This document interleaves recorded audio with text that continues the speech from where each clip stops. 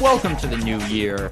On the podcast today, we have the man who is the personification of the lake that sank the Edmund Fitzgerald, Andrew Clark. Superior? Lives on from the Chippewa on down. Yeah. The big lake they call Gitchagumi. Gitchagumi. Yeah, no, it's Yeah. Superior. God Yeah. damn, you heathen. No, I knew that I knew every detail about the Edmund Fitzgerald wreck at one point, but Oh, I it's like apparently not. My God. no, I just a lot of that just escaped my mind as soon as Lucas said the words. Yeah, Edmund Fitzgerald. It fucking sucks. It's sad. The crazy thing, I mean, it's all crazy, but the thing that always kind of like freaks me out about the Edmund Fitzgerald is that it's not like thousands of feet down. It probably sank because a wave basically like took the bow of the ship and turned it at a 90-degree angle so it was facing downwards, and the bow of the ship hit the bottom of the lake Oh. because the ship is fucking huge, and then like snapped it in half and then it sunk. It didn't like, there wasn't like a hole in it and then it sunk to the bottom of the lake. It was in, relatively shallow water for a ship that size.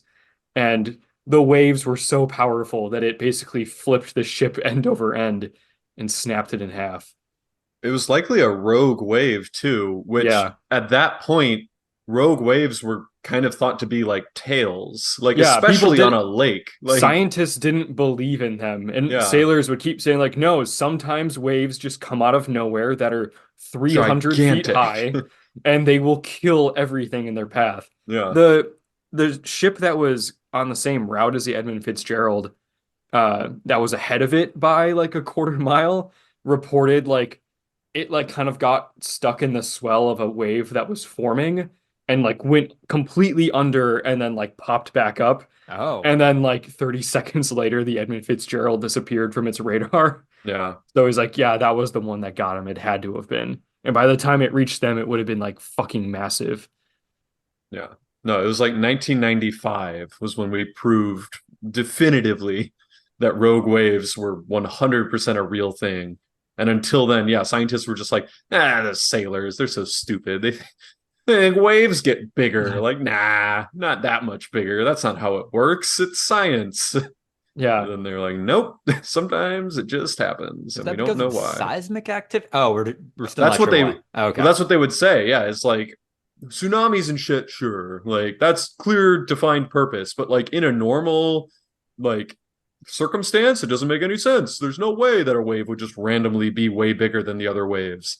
And so it's like, but they are. Yeah, and that I don't know what to tell you, man. We'll leave it up to you to figure out why this thing happens, but yeah, you could say it's weird that charged particles would fire down from clouds and strike the earth, leaving fire in its wake.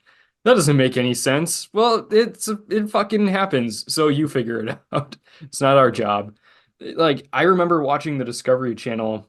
At this point, I would have been pretty young, because it was like at the beginning of when people were accepting that rogue waves were a thing. And like they had sailors talking about it, and there were still like fucking scientists that were like, rogue waves never really been proven, a lot of firsthand accounts, but I've never seen the proof. And it's like, it's got to be real. Like, it's not Bigfoot. We have proof of this happening. It was 2019 that scientists did a contained like wind tunnel-esque experiment where they recreated they call it the Dropner wave, the 1995 definitive proof that rogue waves exist. And yeah, they think that it's just like crossing seas, like colliding together and like shooting the water up like 2 or 3 times higher than it should be, and then that wave carrying a little. But yeah, no, it makes no sense. It's terrifying. Yeah. Also on the podcast today, we have a man who's about to make his argument for why he should replace Mike McCarthy as the coach of the Dallas Cowboys, Ryan Holtz. Oh, man, I'm really good at Madden and NCAA football, so it's the same thing, right? No. there's no politics, there's no managing egos, there's no The like owner's a keeping really people nice comfortable. guy Oh who yeah, absolutely. Jerry Jones, very Ooh. understanding and collaborative owner. Actually, that's maybe a more interesting question. What NFL team would you guys least want to coach? What seems like the most toxic environment? I mean, it'd be a bad team, so it wouldn't be the yeah. Cowboys. Like the Panthers are definitely up there because their owner's a dickwad too, Mm, and they're really bad. Yeah. It like Like, maybe a couple of years ago would have been the Commanders. yeah, with Dan Yeah. Snyder, that would have been right. rough. I But I think the Bears would be the most frustrating just because that's the most insular and incompetent, it seems to me. I The don't know. I think that you got a pretty good argument there just with the history, like the last, couple decades of how bad things have gone. And I mean, the players, don't seem to have a lot of football maturity to them, the way Mhm. that even like especially when they've lost to the Packers this last season, they will publicly go out and like just talk massive shit about fuck you guys, didn't want to win anyway. You guys suck ass. Like even though you beat us, like you have no one good on your team. Go fuck yourself. We hate the fans. The city of Green Bay sucks. Like they just don't seem to really have a good handle on how to lose and right. get better from it. They kind of just get really mad and don't get better. Didn't Um, didn't the Cardinals have the worst player report card from Yeah. last yeah, season though? The Cardinals Players. hate playing for the Cardinals. It's their facility, I think, their Yeah, facility report card. right.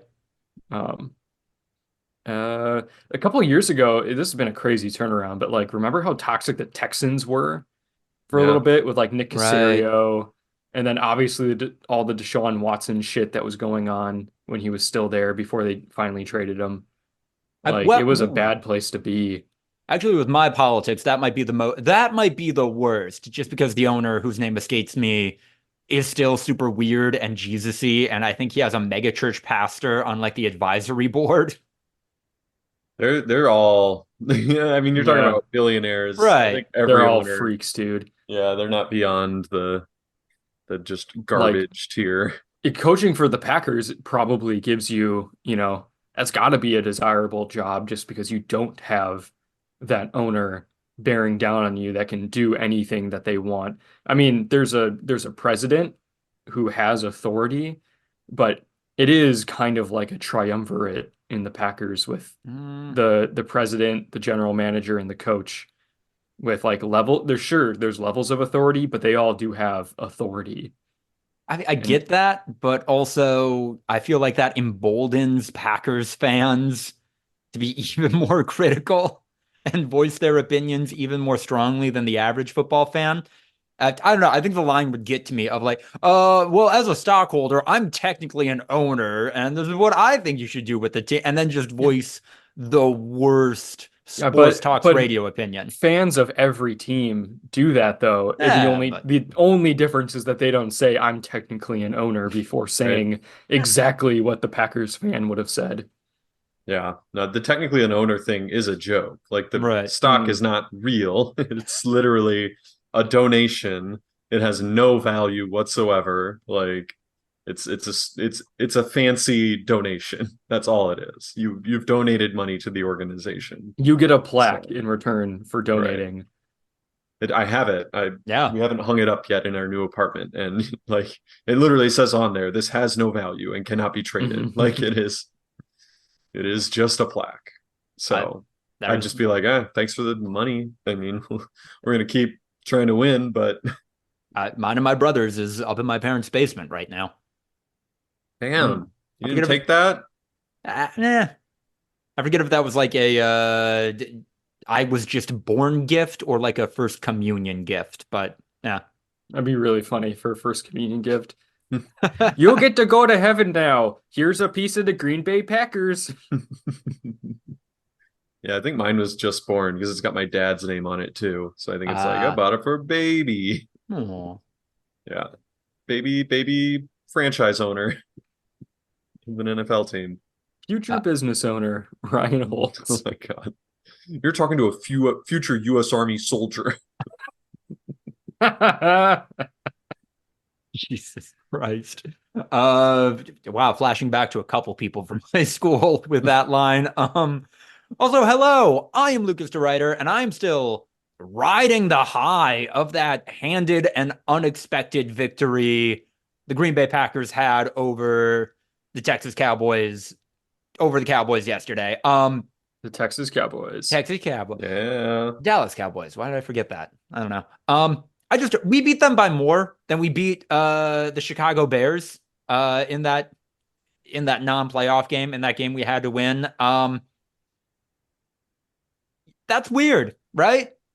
I mean, and the game wasn't even as close as a score ended up being, Yeah. because basically for the last quarter of the game, we kind of just let them do whatever they wanted and tried Right. to keep them in bounds and drain clock. We did a bad job of it. We kind of almost let them back in the game, which was not good. But that game was really, 48-16 or 15 or whatever it actually was. The level of copium you have to consume as a Cowboys fan with a straight face to say, oh, well, we only lost by 2 scores is like, buddy, you better get some Nican because that will kill you, that amount of copium.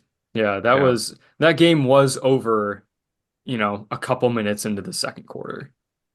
The pick six probably ended the game. Mm-hmm. Pretty much everything from that was more or less garbage.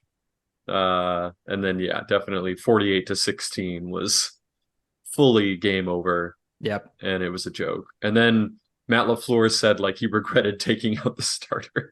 Yeah. So, because I didn't realize he took out defensive starters too. Yeah. And that was part of why they were marching so quickly. So, yeah. That was fine. No, that's fine. He just, I think he wanted the score to be 48-16. I think he did not want it to look a little bit close. Yeah, he didn't want it to look like it was a competitive game for any amount of time. Which, if you just look at the box score, like maybe you think it was a competitive game until the third quarter, and then we ran away with it. That's not what happened. No, anyone qualified to speak on it. football? Yeah, that. And now we go up against the 49ers, which is going to be Santa weird. Clara. Is this still our ceiling without Aaron Rodgers? Probably, but also a heck of a lot further than I ever thought we'd get this season already. That's the thing about football, though, is there's no such thing as a ceiling. Like you could just get really fucking lucky. Like we could knock Brock Purdy out of the game the first play of the game. Yep. And suddenly Brock Purdy could fuck up, like of course. He's had a couple of games this season where he's not played well. I mean, that's not the expectation. The expectation is that they're gonna work, in sync like they usually do in lockstep and systematically dismantle our defense. There's just no such thing as a sure thing in football. Yeah. Like if it was a 7-game series, then we'd be pretty much all but eliminated. But no, in one fucking game, I think the worst odds we'd get is like 20-25%. Like, and that's ridiculous odds to make the NFC Championship game. If you would have told anyone before the season started that the Packers would have a 25% shot to make the NFC Championship game, they'd spit in your face. Sure, we could get embarrassed next weekend, but there's no such thing as getting embarrassed. Yeah, I don't care. We won a playoff game. Yeah, it's I thought we'd get embarrassed yesterday, but here we are. We're the 7th seed. We're the first 7 seed to win a playoff game. If we lose really badly to the 49ers, probably the best team in football, with like the team that we have right now, fucking okay. Yeah. No one's going to say like, oh, the Packers fell apart. Jordan Love really couldn't get it done. They were not supposed to be here. Yeah. It's house money. No, the second that we didn't get embarrassed against the Cowboys, it was house money. When we went up 20-0, that's what I was saying. I was like, we did it. I don't care if they come back and win this game. We did not get embarrassed on national TV. Like, we put up a fight. It's over. It's just gravy from here on out, baby. We're in the black as far as I'm concerned. Literally, it could be the worst. It could be a Miami Dolphins, Denver Broncos level beatdown, 70-10. Who cares? And I'd still be like, great, fun. We had a great year, had some great wins. Everyone got to see us perform well on the national stage. Like, don't matter, baby. Hey, man, I'm just happy to be at this party. I don't care if I get lucky. I don't care if this is the worst party ever. I'm here. I'm in the door. This is Yeah. wild. Who'd have thought? Not me. Hmm. There was a Niners fan on the subreddit after the Lions won, and he was just like, I really, really, really want Tampa to win against the Eagles because then, like, the four teams left are the Niners, Lions, Packers, and Buccaneers. And, like, if the Niners go to the Super Bowl, great. Well, Niners go to the Super Bowl. If not, depression. But, like, that would be the funniest shit ever because that means the Packers, Lions, or Buccaneers are going to the Super Bowl. Like, that's insane. Like, what the fuck is happening in the NFL? And I was like, you know what? I agree with a Niners fan for once. I Yeah. wish the Niners weren't in that list. I wish it was Yeah.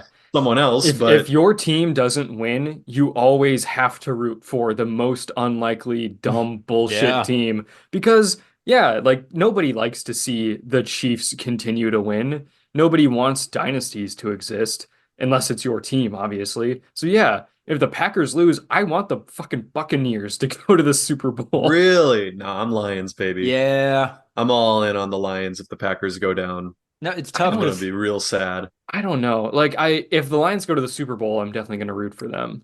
I don't know about like the rest of the playoff. No, wait. Yeah, what am I saying? The Lions have been bad for so They've long. been Like historic. always. the Buccaneers did just win a Super Bowl. Yeah. Right. Okay. Really the recently. Lions won their first playoff game yesterday. Yeah. And Second. like First one in 33 30 years. Second yeah, playoff their other game. one was like 60 years ago. It was pre-Super Bowl era. It doesn't even count. In the Um, pre-Super Bowl era, the Lions had championships and shit. No. The Lions not a bad team before the Super Bowls existed. Then the Super Bowl came around and they got really bad for 60 years. What? So yeah, okay. I would root for the Lions. yeah.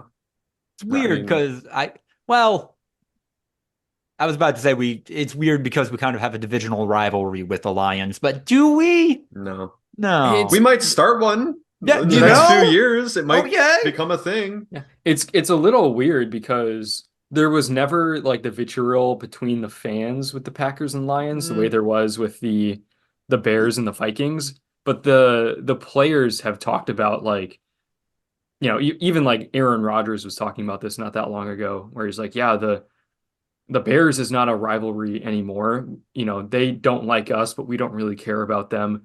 But like the Lions have beat the Packers a lot in the last like decade, like a fair amount. Like they've been very competitive one-on-one with us. Not, in their record as a whole, but like Right. they come to play when they play the Packers. I feel like it's still just it's a little brother. The Lions fans hate the Packers. I'm going to throw that one out there.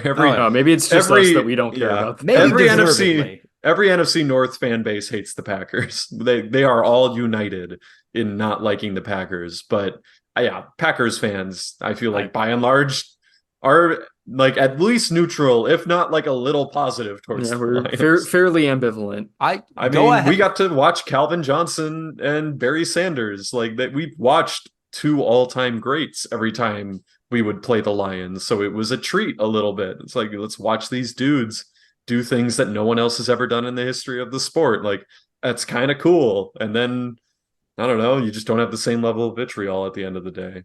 So Honestly, with our record, like in the past 10 years, always being in the mix, maybe even 15 years. Yeah, cool. Hate us a little bit. We deserve it, maybe. And like when you're on top, like that's a part of the fun, being the bad man in the division. Right. Like, yeah. The Packers embody the evil League of Evil. Like we are like I remember the Bears are in it, and it's like, what the fuck is that? But like, yeah, Packers, Patriots, Steelers, like those are bona fide.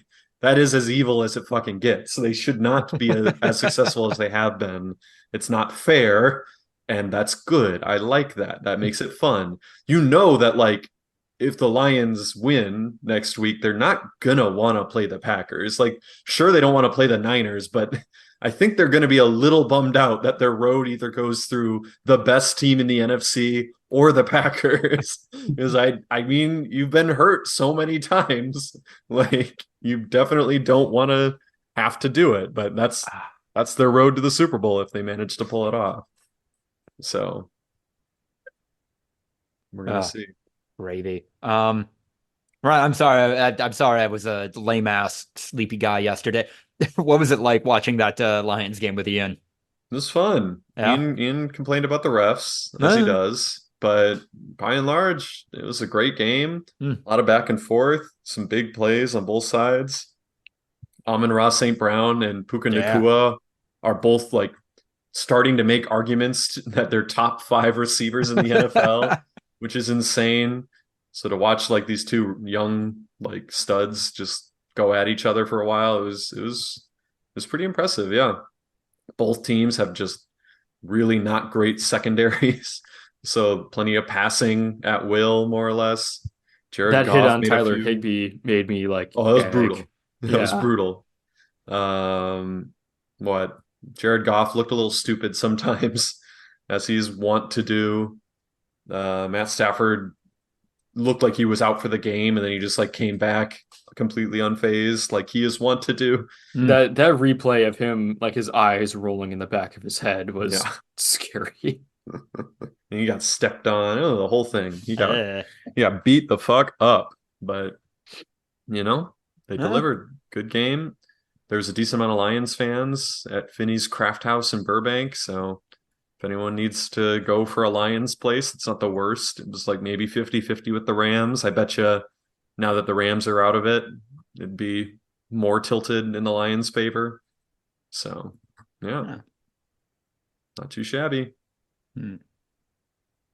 All right. Well, now that we got the sports talk out of the way, time to overcorrect and talk about the Game Awards. Whoa.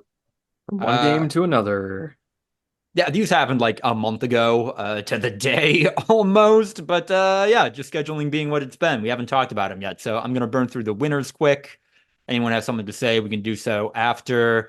Um, And yeah, I'm sure maybe I'm doing a disservice burning through these, but the Game Awards burned through these. So who gives a shit? Not the Game Awards, not Keeley.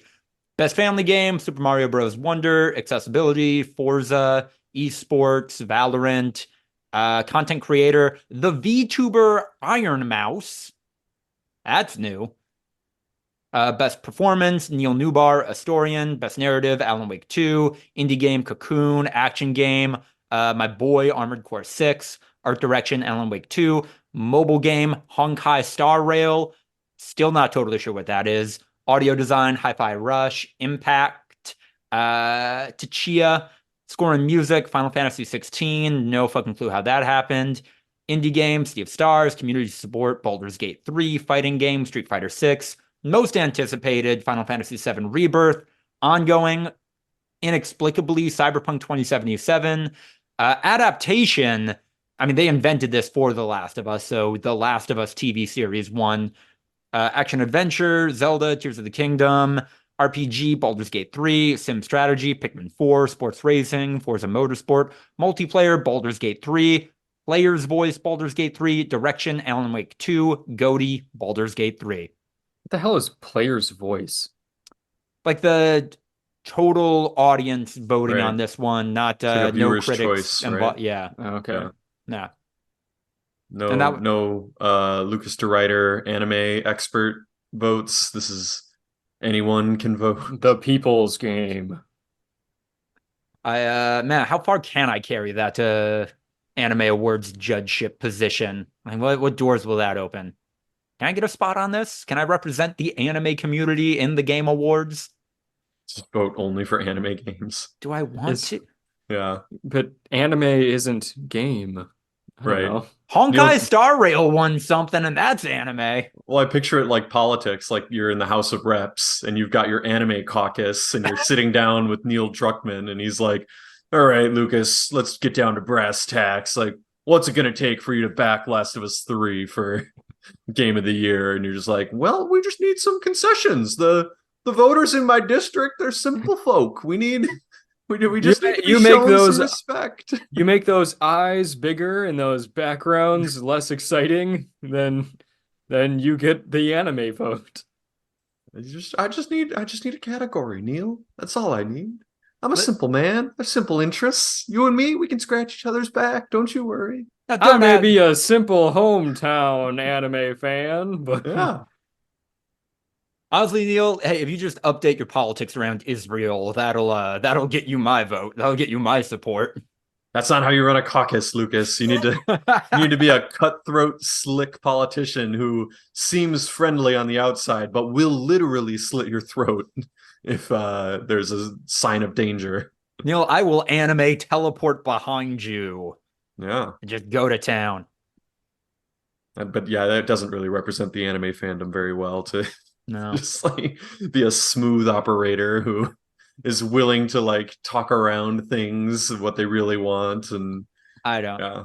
I got into it a little bit on Blue Sky. I had a moment of solidarity with other people in the anime community, just how man impossible it is to explain like situations to if you're not steeped in the community. Like you have no way of knowing that like hey, if someone expresses just like any kind of opinion on modern slang in anime localizations, you should not engage with them. They are incapable of talking about anything in good faith. And like, if you're not a part of the community, if you're not like steeped in this shit, you have no, I'm a crazy person for saying that. Like, you think that's a normal person would think that's a wild overreaction. But then someone did chime in below that comment being like, well, I mean, modern slang does have no place in anime localization. And it was, what are we doing, gang? You're like, you are proving my point, literally to a T. Yeah. So the idea is like, if there's a slang word in Japanese, rather than try to like translate it to the equivalent of like English slang, they should just leave it in Japanese, or what's that person's thought? Or do like a direct like translation, even if there's something lost there and it doesn't mean the same thing. I don't know what they actually want. I don't know what they would. I think they just don't like seeing themselves in this media. I don't think they want like these gamer anime girls they're fetishizing to talk like, I don't know, Twitch streamers or something. They want like a purity there. They want this to remain like an A ethereal complete fantasy. Yeah. Some men aren't after rational things like money. Some men just want to watch the world burn. And a apparently slice of a tangerine. That's a great video. And apparently to some people, like a character who looks like they would say the word cringe would refer to something as cringe using that term in an anime dub, in an anime subtitle. That is the world burning. And if that's your priority, Jesus, get help. Well, it reminds me of the ProZD video where it's like official dub versus like fan translation, and it's just like, hey, you're my friend. Like, it's like, don't worry about it. Like, we'll get over it. And then it's like fan translations like, fuck you. You are my ore. And it's like a translation note, like ore as a word that's not really, it doesn't even have a reason in English. So we're just leaving it in the way that it like just. There is, yeah. It's a weird, like, affectionate version of Orientalism that's not good at all. Yeah, all Orientalism is. Yeah. I feel like almost as a rule, Orientalism is affectionate in the worst possible ways, right? Like that's the whole thing with Orientalism is that it's like it's so like, this great. This is cool and special because that's weird. Yeah. Like it's the noble savages. Like there's all sorts of that white people do where it's just like it's better because it's different and like that's awful that you're doing that. Like it's just weird. I've had some professional experiences of like, well, yeah, like meetings, like team-wide meetings of like, all right, gang, we're going to try to implement this Eastern business philosophy into our day-to-day work practices and optimize our strategies around this philosophy. And it's like, when you get fired, we're just gonna put you in a room alone until you go crazy and quit. That way we don't actually have to pay you severance. I don't know. Taking it to like a racial element of like, here's how we can do business better is such a... We're getting fucked by the Chinese. We need to be like them. Gives me the That's a ick. thing I've I seen a don't know. lot. Ugh. The reverse China syndrome. Oh shit, we need to do things like the Chinese do them, otherwise we're gonna die. Yeah. Let's see. Outside of those wins, announcements at the Game Awards, McConaughey is in a video game. He announced a trailer for a video game where he plays a character. I don't think his character was in the trailer. That was fucking weird. Sega's remaking some of their most famous games. New Dragon Ball game. That's a lot like the OG Budokai Tenkaichi games. I'm excited about that. Nerds are excited about that. Um, what else do we got? Kojima is making not a horror game, but like a Not weird. quite a movie either. Yeah. Jordan Peele came out to like they jerked each other off for a surprising amount of time. It was odd, and I don't know, Andrew, you're the second biggest Kojima fan on this podcast. Which is it's not saying much. Like I like a couple of the games that the guy has made, but like I wouldn't consider myself a Kojima guy. You're fine with him just making another game, right? Like Yeah. he could just make a game, you Yeah, know? but this also might just be a game and he might be kind of like hyping up how different it is. Like I don't think that Kojima is going to finally bridge the gap between like stationary media and video games. I don't think he's gonna figure that out with whatever the fuck OD is. Nah. Also, Uh, I think it might just be the next Silent Hill game. Some people were doing some digging and they're like, yeah, they just like when they got the copyright for this, they also got the copyright for like Silent Hill, whatever. So it uh, might just be fucking Silent Hill. People liked his last take on a Silent Hill game. Black Myth Wukong is a Journey to the West inspired Souls-like from a Chinese dev studio that has a history of sexism that's weird and problematic, and I'm not qualified to talk on it more than just stating the facts. Arcane is making a Blade game. Uh, Still weird to me how people like anywhere between 10 and 15 years older than us are really into the Marvel character Blade. And I feel like I just totally missed all that jazz.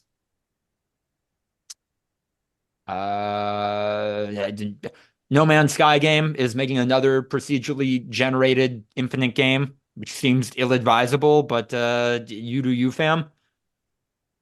There's Final Fantasy 16 DLC that I am not gonna play. And Monster Hunter Wilds is the seems like the most immediate sequel to Monster Hunter World. And I don't know, it's kind of interesting that IP is now being split between, yeah, this is the one for mainstream audiences, and this is the one for anime fans that have always been our bread and butter. Interesting approach, but seems to be working for them. The devs accidentally made a game that appealed to mainstream audiences, and now they're like, fuck, what do we do? All Gotta right. split the game up. This one's for the normies and also the hardcores, and this one's just for the hardcores. Rinse, wash, One for them repeat. and one for me. I don't know. There was a surprisingly lackluster amount of weird shit this year, which is what made these awards more boring than what they usually are. In spite of a massive number of layoffs last year, the presenter called this the platinum age of gaming. Is that better than Golden? I want to say yes. Is that the idea? Wow. I guess there's going to be a crossover between Dave the Diver and Dredge. Andrew, do you have any excitement for this? I've never played Dave the Diver. I thought it looked fun. I mean, usually when they say there's crossovers like that, that just means that there's some sort of skin coming to the game in DLC. Like I could drive around Dave the Diver's boat if he has one. I don't know if he has one. No, Dave the Diver is the boat. Yeah, I could drive around Dave. Christopher Judge, winner of last year's Best Performer and voice of Kratos in the God of War games, made a joke about the latest Call of Duty campaign sucking. And Call of Duty developers responded very poorly to that. Yeah, I don't know. And also they just used a headshot of Idris Elba during the best performance noms cut to the audience because there was no way he was showing up to this. What did Christopher Judge do to himself? What? Have you seen a picture of Christopher Judge? Well, I guess you probably saw him present. Oh wow, a lot of plastic surgery. What the hell, man? Oh yeah, damn. Jesus. For like a voice, like I see pictures of him where he looks normal. And it I was mean, like in he's the a voice last few actor. He doesn't have to years. look good. But then why do it, man? He looks great. That's for him. No. That's just for him. He's got like body dysmorphia or something. Like Probably. if you see pictures of him from like 2012, he's just a regular looking guy. And then wow. That is anyway. Not to completely derail. No, fair. That is insane. I didn't get a close up of him at the Game Awards, but I guess that's what he looks like. Yeah, he looks pretty fucking rough. Gonzo, the Muppet, was mic'd up longer than most of the winners. Yeah, of course. It's Gonzo. You gotta give him give him his just desserts. Someone walked out in a suit of power armor to promote the Fallout show. Nice. It's made by Christopher Nolan's brother. The phrase "we're celebrating mobile gaming with a Las Vegas sphere" was a sentence that somebody said. Interesting. Like they put mobile games on the sphere. Is that the idea? I think so, yeah. Also, there was a 5-second vaping ad that felt really weird and out of place. It was just like, hey, don't vape. Anyway, back to the Game Awards. This was weird. This was bad. This was the end of the Game Awards. This is what it is. It's an exercise in futility that I do every year because I guess being mad is an emotion. I'm reminded I'm not dead when I feel emotions. Anger is definitely an emotion. Yeah. It's one of the big ones. It's one of the Mount Rushmore of emotions, possibly. It's one of the main Inside Out emotions. They're retconning that. Have you guys seen the trailer for Inside Out 2? Yeah, they're adding a new one, right? Oh, not just one. They're adding multiple new emotions, and the idea is like puberty. We're all but her parents had the same emotions. Yeah. Yes, Andrew her parents had the exact same emotions. Yep. They didn't have more. Yep. Nope. Are they gonna go away when puberty's done? Are they gonna kill those emotions? That was you nailed my exact first thought. I was like, they go in the head of adults, not just even her parents, multiple adults throughout the movie. And it's always the same. The same ones. So to add new ones is a full-blown retcon, and I will accept nothing less. That is a retcon. Look, I guess we will see. Maybe they murder all of the teenage emotions. Is one of them anxiety? I think I remember hearing about that. Yeah, so like maybe how is anxiety different than fear? I mean, yeah, like all emotions are kind of it's complex shit, you know? Yeah. Like what can we get? Because at the end of the first movie, they like learn how to like merge emotions together. Like happiness and sadness make a mixed emotion. And that was like, or a mixed memory, whatever. Like, yeah. And like so like the idea is that group of emotions puts their shit together as life goes on to make more complex thoughts. So why the fuck do they need to introduce new ones? Also, Amy Poehler's not in it, right? I think I heard that. Mm-hmm. Oh, is she not? That they replaced her? I did not know that. That sucks. That's not ideal. No. No, she is. Oh, she what? She did not sound great in that trailer then. Ooh. I like Jay told me that she heard that she got replaced. I'd heard that too. Starring Amy Poehler. I don't know. Film stars the voices of Amy Poehler, Phyllis Smith, Lewis Black reprising their roles, with Tony Hale, Lisa Lapira, and Maya Hawke joining the cast. Wait, that's one. Yeah, there is one then that isn't in it anymore. Wait, did they not get David Schwimmer back as Spear? Was it David Schwimmer? Wasn't it what's his name? Barry? Bill Hader? Bill Hader? Yeah, wasn't it Bill Hader? Wasn't he? Fear. Oh, it was Bill Hader. Okay, Yeah, my so they bad. didn't get Bill Okay. Hader back. Bill Ah. Hader's the one that's not there. They replaced it with Tony Hale. Lisa Lapira is discussed. So I don't Oh, know so who they couldn't discussed get was in. Mindy back either. Yeah, it was Mindy Kaling. Yeah, so Mindy Kaling and Bill Hader aren't back, but Okay. Amy Poehler is. Mm. Hmm. Hmm. But anyway, no, I saw that and I was like, this is bullshit. Yeah. Bullshit. Yeah. Anyway, the Game Awards are especially weird because E3 is officially dead for the third time. Yeah, I feel like we've Yeah. reported on this now Yeah. a lot. It just keeps dying, you know?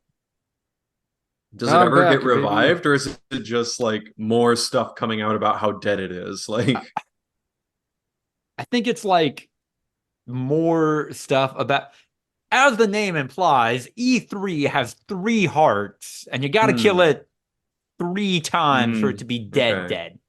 Right. Yeah, it has 3 separate life bars and mutation forms. So you get it down, you get that life bar all the way down the first time.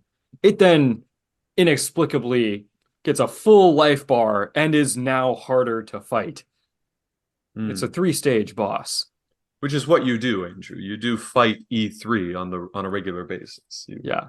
You can't stand E3. Maybe not me, speedrunners, they can do it. Oh, yeah. You I would think, never. I would never. I It's think not worth my time.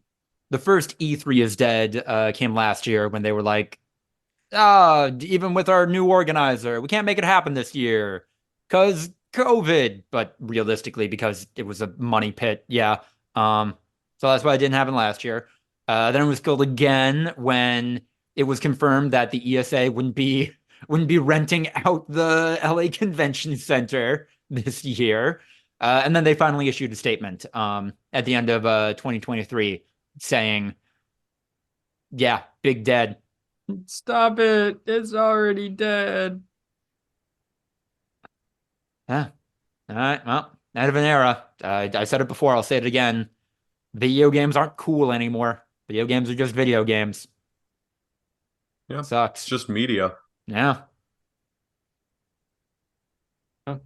Speaking of media, Twitch briefly allowed artistic depictions of nudity on the platform. This is a while ago. Streamers immediately tried to push the envelope on that, and they rolled back the policy within like 48 hours.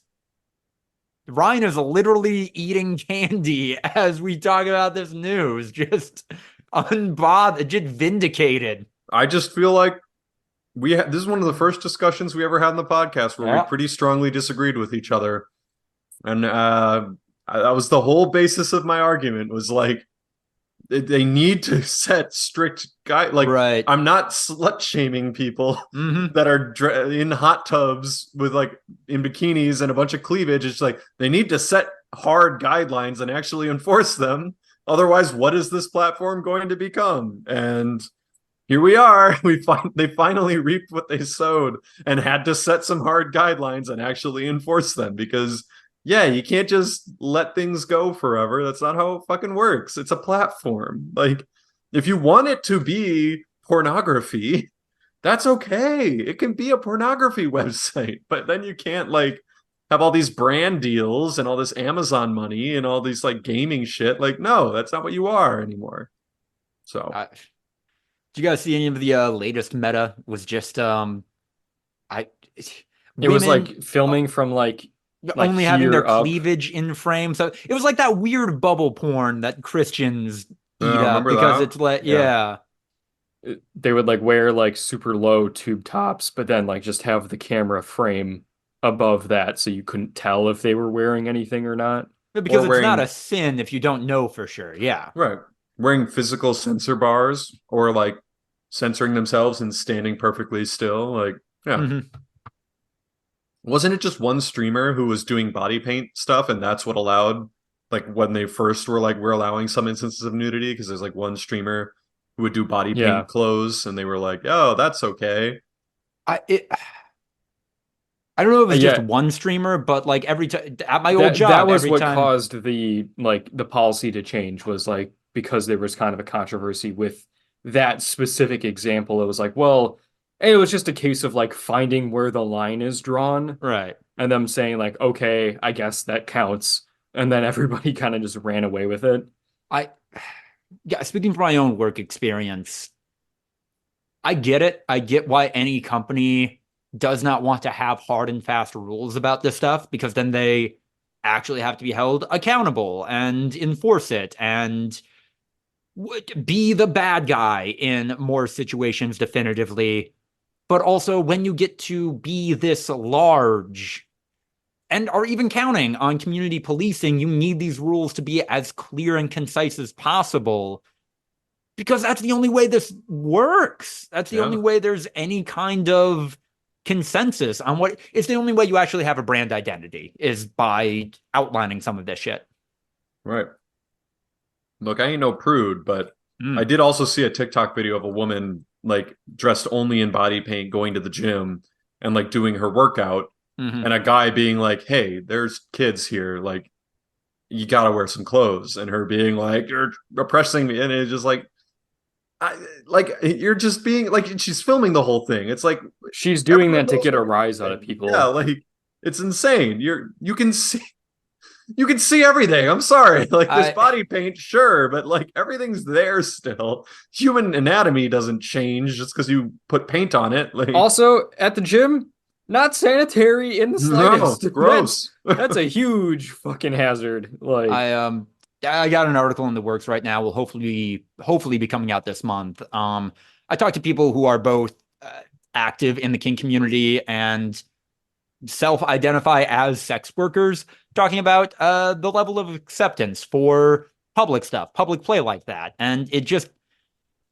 consent involves the people Right. around you exactly. too, and like That there's no if it's an adults only gym where people are aware that like, hey, we have a very loose dress code, people are going to be wearing whatever they want here, you coming here means you should be prepared on some level for that. Like that most is gyms totally different from don't right. even let like guys take their shirts off because they're like, no, fucking don't do that. Like, you gotta have a shirt on. Like, there are hard rules of what you have, like, minimums to have at the gym, and you cannot violate that shit.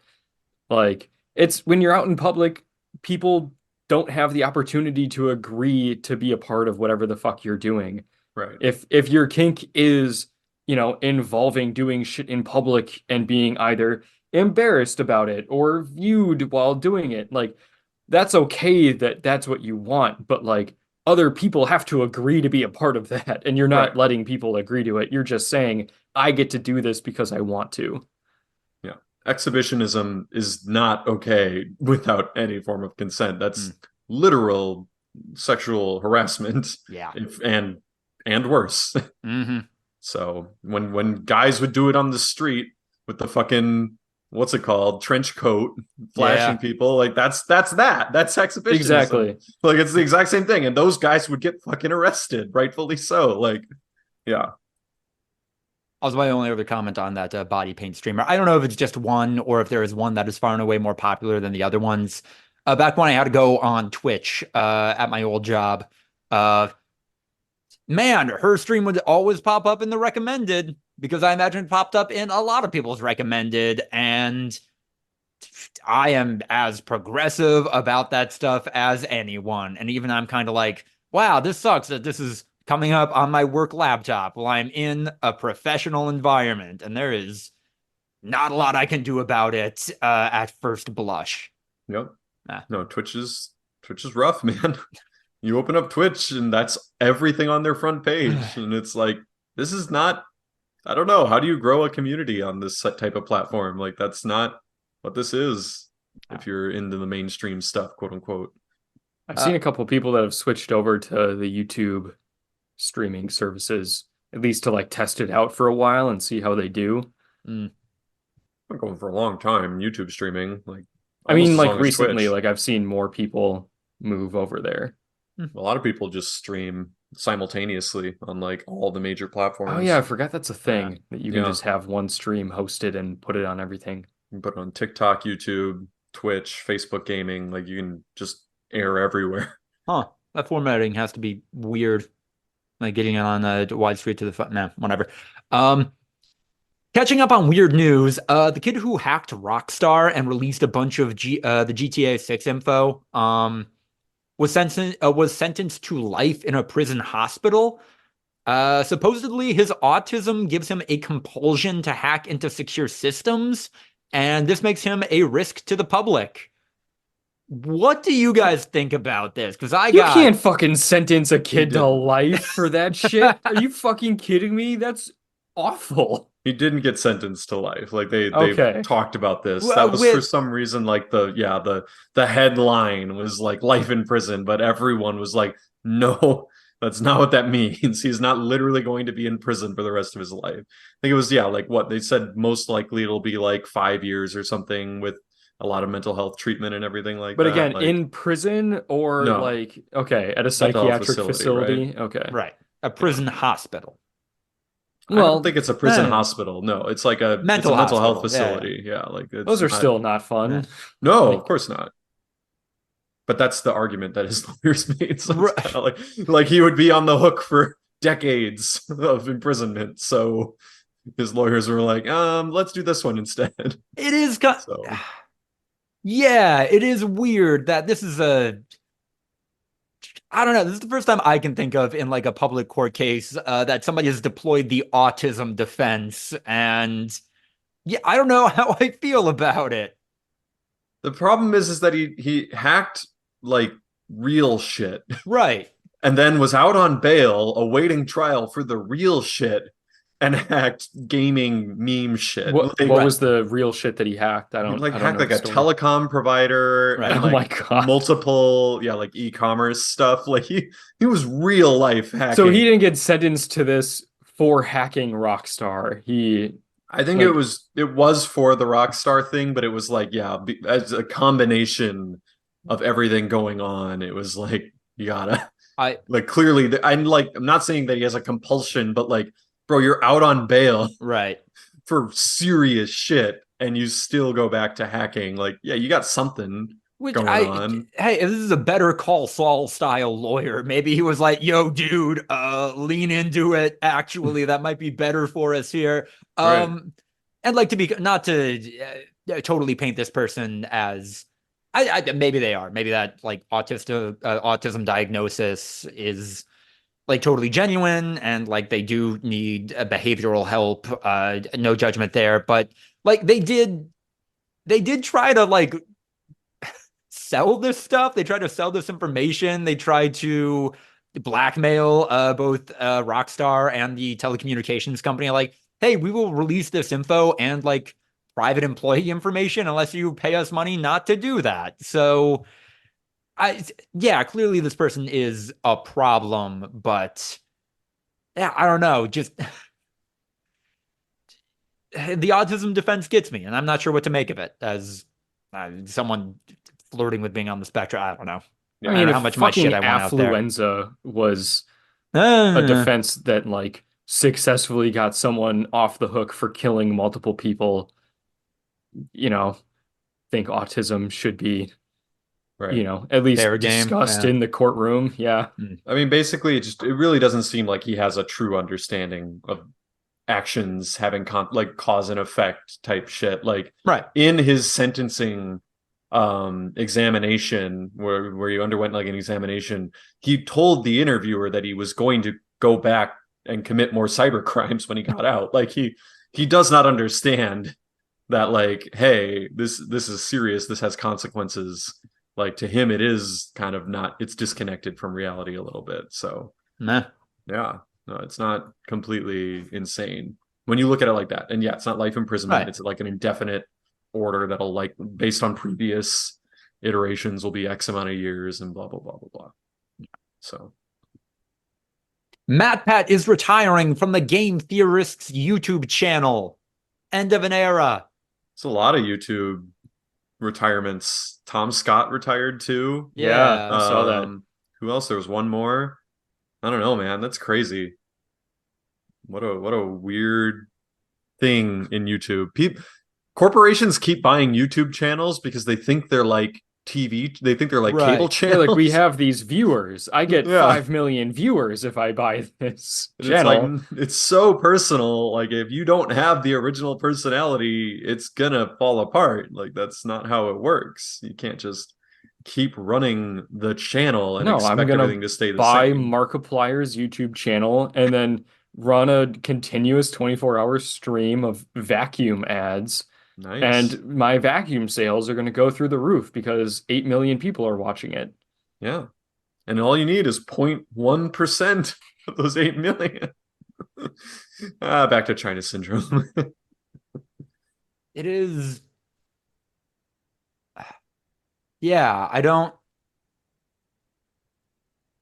know. It's weird because YouTubers still like to style themselves as a young and disruptive, even though this has been a pretty Yeah. established industry for, I don't know, feeling like 15 years now. Yeah, like But Tom yeah, Scott is like, he's got gray hair. He's like in his 40s. I these people, all YouTubers are gonna want to retire someday. Like it, and pass it on, and then like well, it's good now. Yeah, still sell off whatever branding, whatever channel they can to other people, or move to a behind the scenes role and let other talent take over. But I don't know. Yeah, is this, I don't know. Are we seeing the upper limit of like YouTube as a model that it puts such an emphasis on individual brand, like individual personality? But once those people get old or move on or just aren't in a position to be like, hey, I'm like 45. I don't know if I should be the face of a YouTube gaming channel that mostly appeals to teenagers anymore. Like, does this just go away then? I mean, obviously we don't know what game theorists is going to do in the future, but I don't know. This is weird and an upper limit that I think a lot of other media doesn't have to contend with. The I don't reason that I know. had such a strong reaction is I went onto Funhouse's YouTube channel because that's what that reminded me of. The idea of Yeah. just like, you replace all the personalities. And I just wanted to see what kind of viewership they're getting nowadays. And their channel trailer is just a fucking very loud guitar riff that's like auto playing when you open their channel. And I was a little taken aback. But do they do a lot of Star Wars videos now? Like, why? What So happened? probably they're one of their best performing series right now, which is, still not doing well, is Star Boys, which is Jacob and Patrick, who are huge Star Wars nerds, playing random Star Wars like shitty video games, and then Mhm. having a quote unquote guest from the Star Wars series, which is just someone in the office wearing a really shitty costume and like doing an impression and going off the rails. And like I will say is those videos are probably the best stuff that Funhouse has put out in a while, but it's just not the same that it used to be. I'm not seeing a video they put out in the last month breaking 100K views. No. The last one that broke 100,000 was when Bruce Green came Yep. back. For an And episode. Yeah. like I said, yeah, it's the original personalities are what make the YouTube channel a thing. Like, I'm surprised they're still profitable. Like, I'm surprised they're I still don't know allowed that to. they are. Like they joke Oh, frequently about how they know that the end is near, that Funhouse is not going to be around for that long. They're trying really, really hard just to kind of prevent, like I, elongate the inevitable. Um, elongate is not the right word, Jesus. I'm, Prolong the inevitable. But like Well, that channel trailer that you're talking about is like they have, you know, Rooster Teeth first, obviously, and then like the YouTube members Funhouse thing where there are videos that you can only watch if you're a Funhouse first member wow, and like paying YouTube to watch them. So I don't know. I don't know if those videos are good because I'm not paying to watch it. right. Like, I know a lot of people talking, like Rooster Teeth, I know is like they've had a complete change of leadership at the top, right? Like, it's not the people that started Rooster Teeth anymore. No. And yeah, Funhouse is still a subsidiary of Rooster Teeth, and Rooster Teeth's owned by Warner Brothers Discovery, Yeah, who's like, they've gotten bought by more and more like shell corporations that have then like sold it to somebody else, who sold it to somebody else, who sold it to somebody else. It's crazy. Right. And so like Uh, Warner Brothers Discovery has been closing TV shows and taking them off their platforms for tax purposes. Like I can't imagine they're good with something that doesn't make any money continuing to exist. the viewership on the Rooster Teeth videos is also worse than the Funhouse channel, and it seems like they Yeah. are uploading less Hmm. frequently on Rooster Teeth. Well, Rooster Teeth is like the main It's kind of channel, just the Rooster Teeth is not the main channel for like content. Rooster Teeth is like the organization. I, right? They well, don't they don't really have a big viewership anymore. I Yeah, mean, I back in the day, guess, Rooster Teeth used to have like shorts and other content right. that like actually or like real life content that would be kind of the main draw. And now it seems like, yeah, it's just random shit, like clips from the podcast and things like that, which yeah, that's not gonna I guess perform the same. College Humor had to do the same thing, I guess. Like they are dropout now, and the vast majority of their content is behind a paywall on their own website. And while I guess that is more sustainable, is it even really? Like they don't do sketches anymore in a way that They just bums have like me their out. game Like, shows and podcasts, right? right. Like Yeah. I enjoy those. Do I want to watch the new Dimension 20? Nah, whatever. Have But they ever done another Fantasy High season one? Like have they ever done a campaign with like full miniatures, like actual effort? They add like the illustrations, they're like going all in, or is it always I think like that's Fantasy High season two? Like they're back in the studio for season three. I think they're back to form in this one, but Fantasy High season two, they were in the studio for a good chunk of it, but they didn't have the minute. It was like, what do they call it? uh, Like the fantasy of the mind or whatever. Like they don't have right. the miniatures, they don't have the editing. It just felt like a live stream Mm, of them playing D&D, which is fun, but that's not what like got me into right. the original It, show, was that it was like a show, you I don't know. know? That's a problem with internet digital media content more broadly right now. Like there's no budget for anything anymore. Like it all has to be done as fast and cheaply as possible. yeah, the adpocalypse really fucked shit over. Nah. The pivot to video. Hey. Pivot to My video. favorite, my favorite fucking thing ever is Robert Evans, the host of Behind the Bastards, who worked for crack.com, every day on Twitter, when he makes a reference of something being killed, he replaces it with like pivot to video. Like it's just like, oh, all those refugees in Syria, I guess they had to pivot to video. Like it's just like constant like pivot to video means death because people are, yeah, just like Facebook forced all these companies to make a terrible business decision Yep. and then all die because of I it. I am actively job hunting right now, and well, I will gleefully work for anyone more or less right now. Well, not anyone, like a lot of people I will gleefully work for. I really hope I end up at a place that doesn't have an ad revenue based business model because it is only going to get tougher in that sphere in the months and years ahead. Do you think that like there's just a broader trend of advertising not being considered like important to major corporations anymore? Or is it just fragmentation? Like I feel like it's fragmentation is the excuse everyone uses of just like there's so many more places to place ads Right. now that like nothing is profitable because everything is so It's all much split cheaper. up. Right.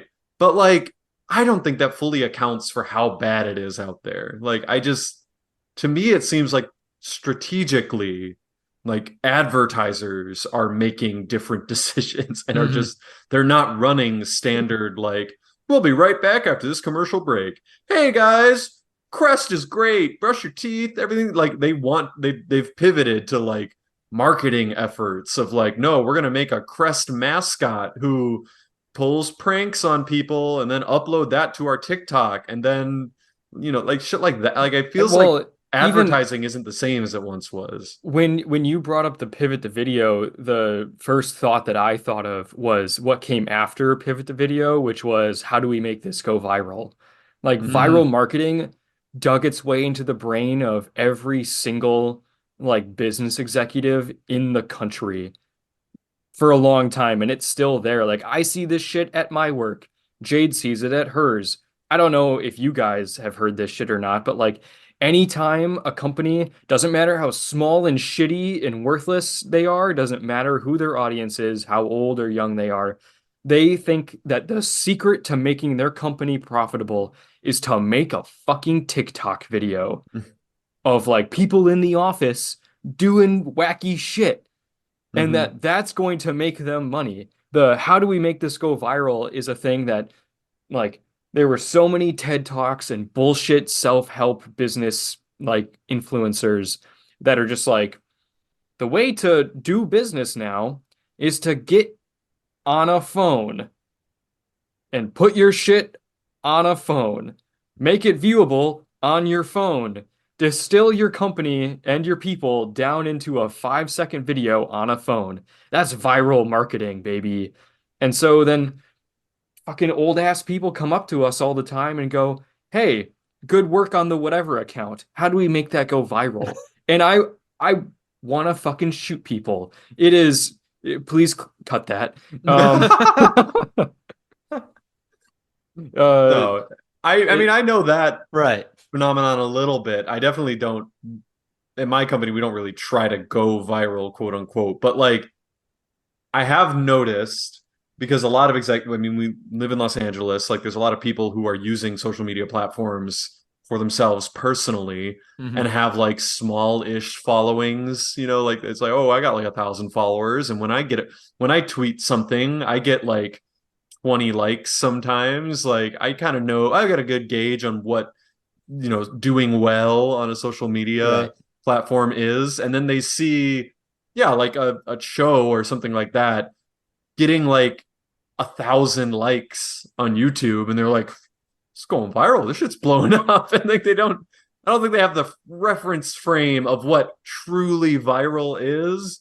And so they and think like this thing's blowing up on TikTok because like it got 50,000 views on TikTok, and it's like 50,000 views is nothing. Like, you could make a nothing video and it could get 1 million views. Like, TikTok is you're churning shit out. Like, Yep.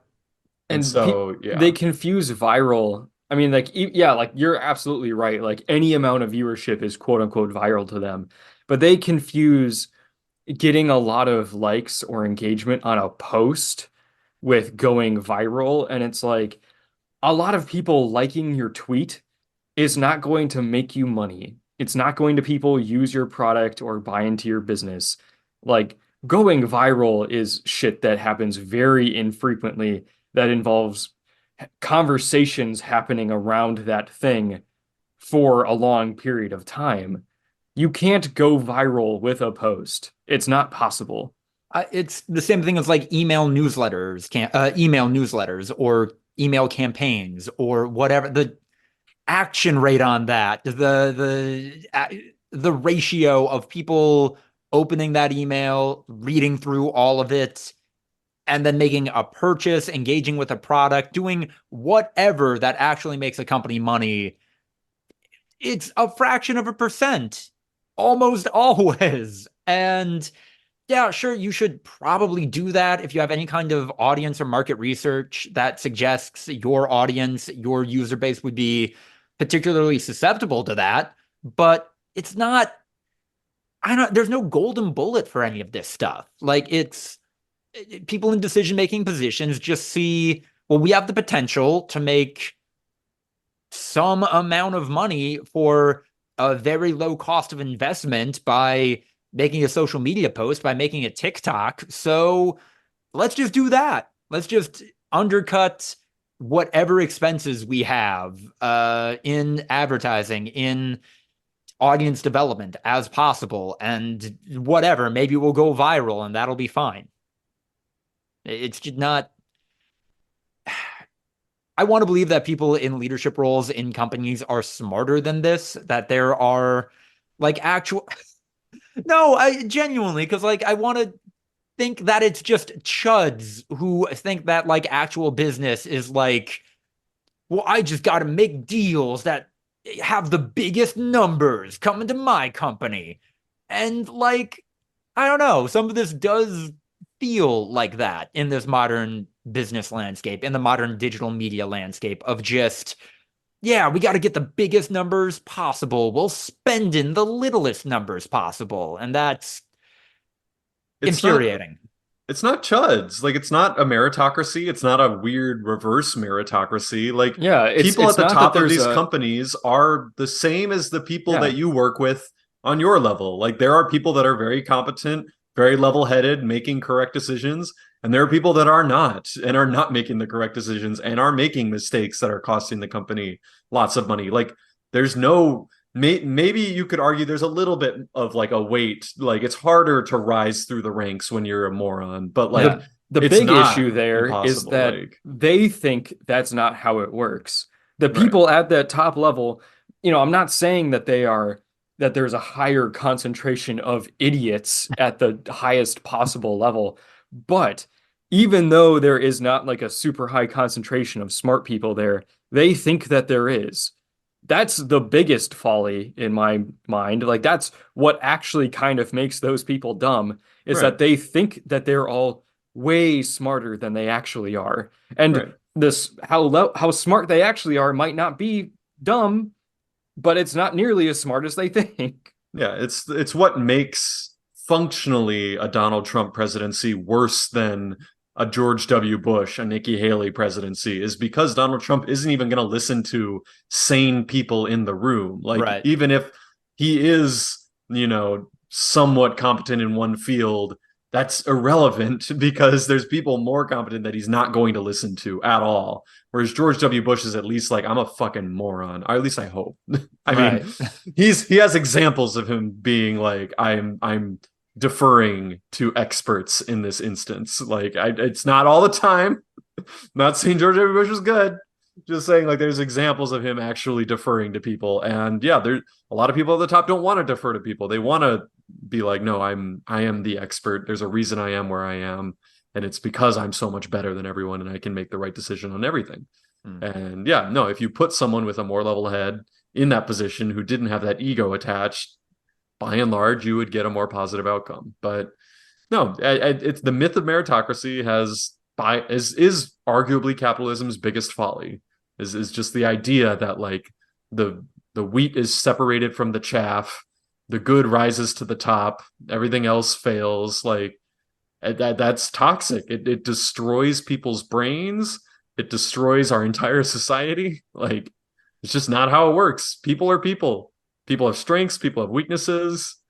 Some more strengths, some more weaknesses. Like it's just we're all doing our best. Some people's best is a lot better than others, and there's no relevance to how successful they are based on that. That's just how it works. There's always going to be a nephew out there swooping in and taking that hitman job away from me. Dude, not even necessarily the nephew taking away your hitman job. Like so many people that no, they're nice. They're courteous. And they're They like, say the right hey, things when they need to say the right things, and they are completely clueless. Like they just Ugh. don't know shit about shit, and they work their way at much farther than they would if it was a true meritocracy. Because why wouldn't you promote someone who is nice and courteous and seemingly doing the job that you or want them to do? familiar at the very least, because a lot Right. of hires, especially at that level, are just what you're familiar with or like people that you know or like. Because, if I was, an executive vice president of something and somebody said, hey, who do you have to recommend for the, fucking whatever opening? I might say, Lucas DeRuyter is someone I've worked with before. He's a great guy. I like him a lot. He's great to work with. He's hardworking. Fucking put him in there. Best He's man got at my my full wedding. yeah full vote of confidence. And it might be something you're not remotely qualified for or have any sort Hold of on. experience in. Like, Lucas is qualified for everything. What do you need? I He's the got you. perfect and so you might applicant. come in there and be like, I've never worked with molecular biology before, but Jesus. I'm a good problem solver, so let's figure this shit out. And the people that know molecular biology might be like, what the fuck? I don't care that you're a good guy and, work hard and have a good sense of humor. like and provide for your family or some shit like that. Like I need somebody that knows how to do this thing and will listen to me. I'm sorry, are you saying you don't value outside perspectives at this company? You don't value approaching problems Yeah, because outside the then box they with a start fresh doing set shit of like this eyes? where they gaslight people that try to tell them what's what. I'm dangerously close to airing some dirty laundry from some of my employers that I probably should not. So let's Off the transfer to pod, let's Yeah. go. let's transfer over Continue that. to a more fun talking point, I hope, in the breakouts. My parents stayed with me for a few days. So I ended up watching in the background maybe a dozen episodes of Yellowstone with my mom. I don't understand how a show this overtly expensive is so not good. You know, It's a man. lot of episodes to watch in the Yeah, a background. few dozen. Oh, maybe a dozen. Okay. That is Yeah. still a lot of episodes to watch of a show you don't like. Listen, that week just focusing on having my parents have a good time while they're visiting me, you know? That's what I set out to do. And watching Yellowstone during the Dude, downtime in the 12 background was a hours part of of that. Yellowstone. Sometimes you Um, gotta. this show was like Game of Thrones for people who voted for Ronald Reagan. Like that's what I think it's going I for. That was probably the business pitch, Lucas. Yeah, Like that's what got it greenlit.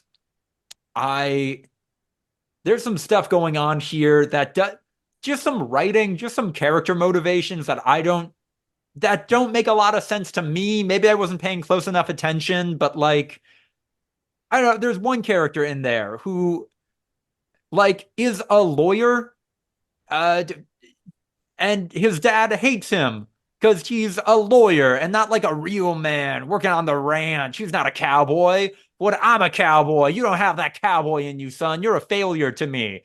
And like there are flashbacks where he's like an 18-year-old and like, wow, hey, I got into Harvard, which is super weird because I didn't apply to Harvard. And his dad is just like, no, yeah, I need you to go to Harvard and be a lawyer for me. That would be really helpful to the family if you did that. And the kid's just like, but you always said you didn't respect lawyers.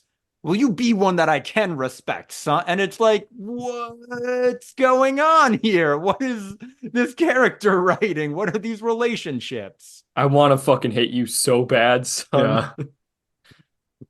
It's like, Dad, I'm really good at ranching. All the other ranch hands have always said that they look up to me and that I'd be a great fit to join the team after I, finish high school. Just like, yeah, you give me lawyer vibes. I think it's time to go to law school instead. I don't know. It's like the reverse or no, it's yeah, they did that in Community, right? With the reverse Goodwill Hunting, like Right. just nah, you should do your book learning. Don't be an air conditioner repairman. Like And then like maybe this is a sexist thing that I'm about to say, but the writing around some of the women in the show is also weird, where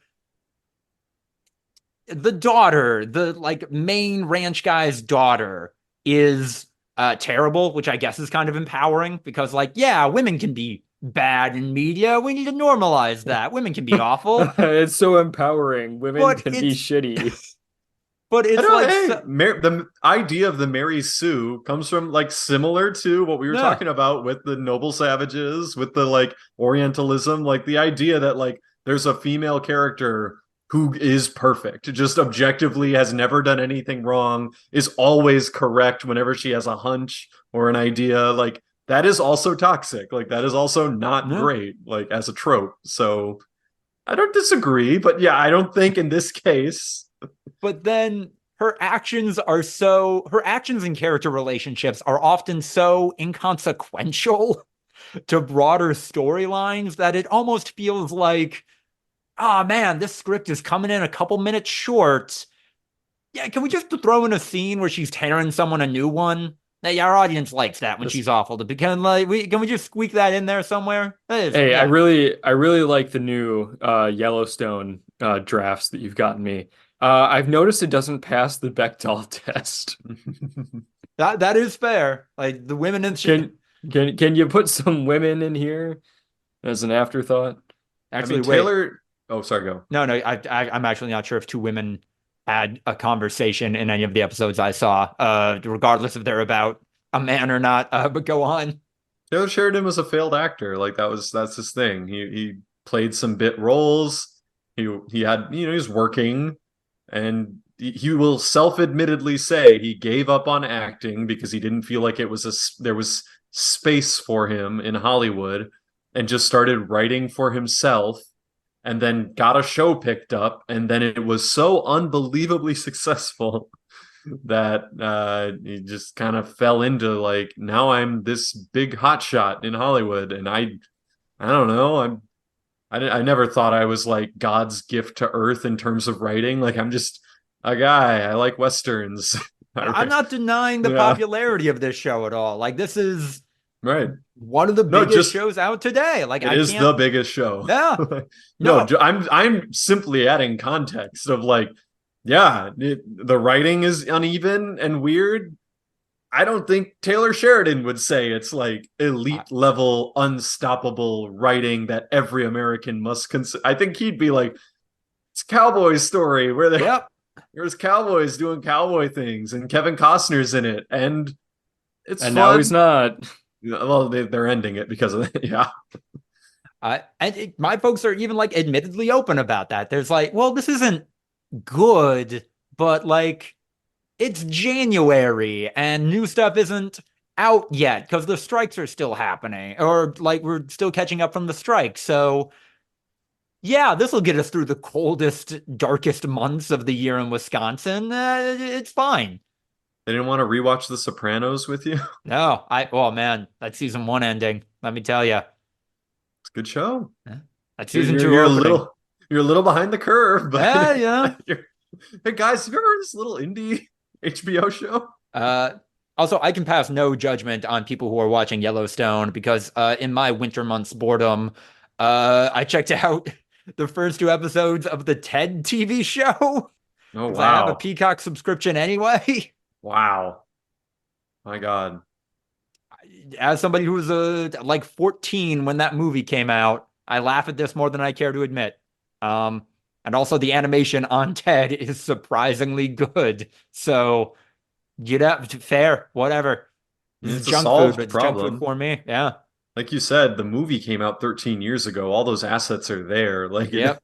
it's probably still pretty cheap to animate Ted as a character. They kind of got it down. And the show is very like all the budget went to animating Ted. Like this is very neutral backgrounds, like not doing anything crazy otherwise. And that's fine. Yeah. Just a sitcom with a live teddy bear. Yes.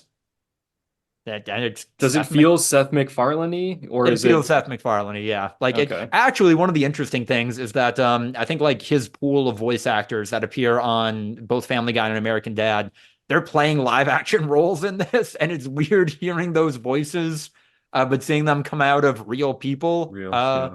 Yeah, and like on some level, he gave the people he's worked with for 2 decades now like another revenue stream. So good on him for that, I guess. Is he working though? He didn't create the show, right? He's just like an EP. I don't know if yeah, I'm not sure what his credit is on it. Ted official trailer. Head Ted. show, Yeah, head TV TV. series, created by Seth MacFarlane. Oh no, it's directed by Seth MacFarlane. Hmm. Wow. So he is more involved in this now than like Family Guy or American Dad. There you go.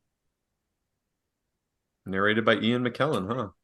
You got Gandalf as the narrator.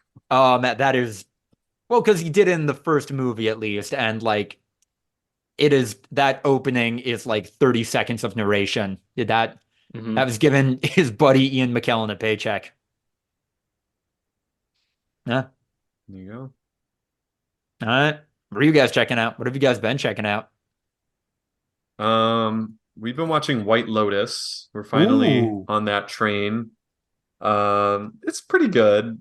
It's not my favorite show. It's not for me, which is why I didn't originally really watch it. I just felt like it wasn't my cup of tea necessarily. But it is watchable. It is bingeable. We're about to finish. It's only 13 hours or so, so you can knock it out pretty quickly in about a week or so. But yeah, it's not terrible. Hmm. And then otherwise, yeah, knocking it out of the park with FIFA. My women's team is growing, adding more and more women by the second. The team of the year is about to come out in a couple weeks, and we're gonna have a full 12 players for men and women. So the market's gonna get fucked, and it's gonna be amazing, and everything's gonna fall apart, and all the incels are gonna be really mad that there's a lot of really good women cards, and it's gonna be amazing. I'm looking forward to it. I'm having a great year in terms of this garbage game that is made by a garbage company. And Battlefield 1. Me and Andrew have been playing some Battlefield 1 and being ship boys and How many people are still playing that? enough. Huh? I think there's like 10 to 15 servers that are full, with 128 players on each one. So Yeah, it seems like there's about the same amount of people as there were last time we were playing it 3-4 years ago or whatever. It's a blast. It's a good game. It's really well made. There's a lot of memeable moments.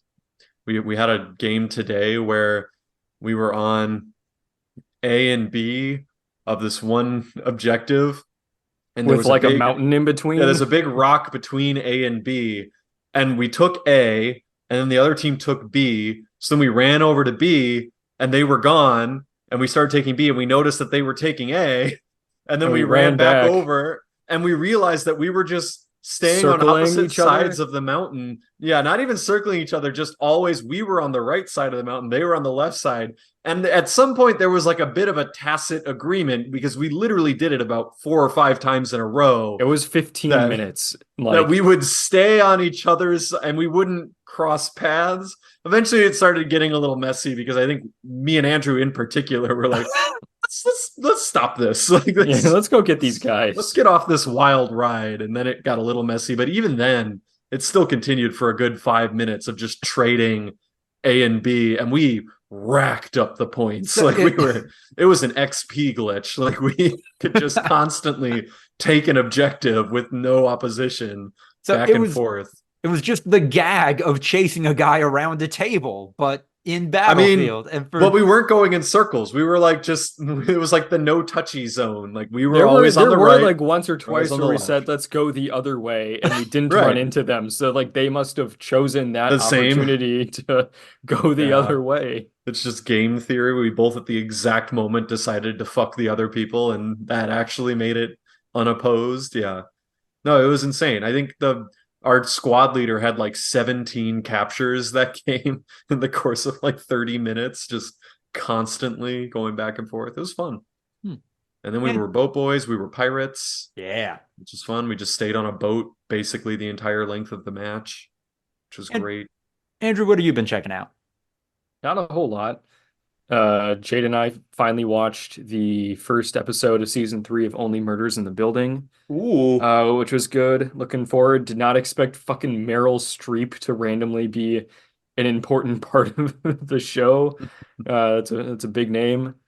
And then we watched The Naked Gun from 1988. It's a movie I've wanted to check out for a long time. It is funny.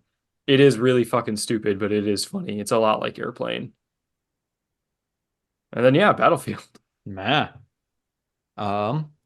Very cool. The last thing I want to shout out is a little indie game on Steam called Lunacid, I think it's pronounced.